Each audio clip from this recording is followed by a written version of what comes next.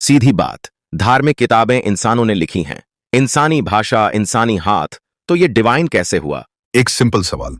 अगर कोई मैसेज इंसान लिखे तो क्या मैसेज भी इंसान का ही होता है?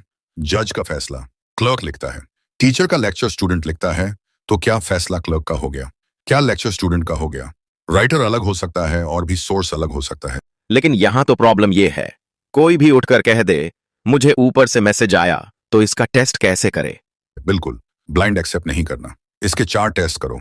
नंबर 1, मैसेज में कॉन्ट्रडिक्शन है या नहीं। Number 2, moral teaching high level की है या नहीं।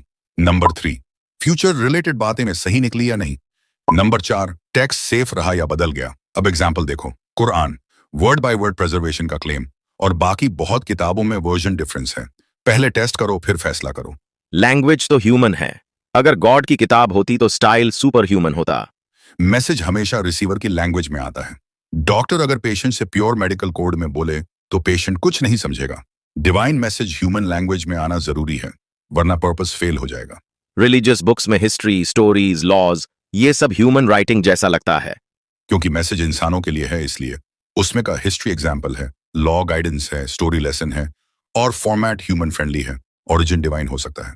स्कूल बुक भी स्टूडेंट स्टाइल में होती है, तो क्या इसका मतलब नॉलेज स्टूडेंट ने बनाया है?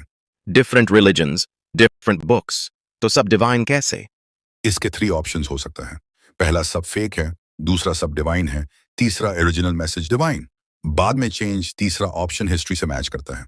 Core morals same, justice, accountability, one higher power, differences later additions में।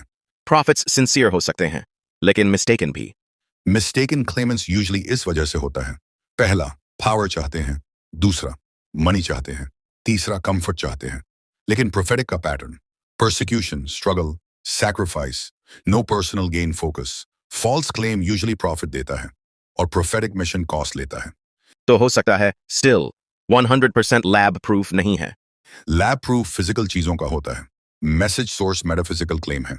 यहां डिसीजन ऐसे होता है, which explanation fits facts better.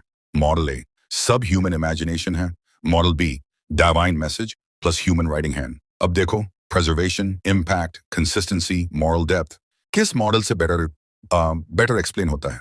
इंसान ने लिखा, ये ऑब्जेक्शन नहीं, ये मीडियम है। असल सवाल, क्या मैसेज इंसानी सोच से बड़ा है?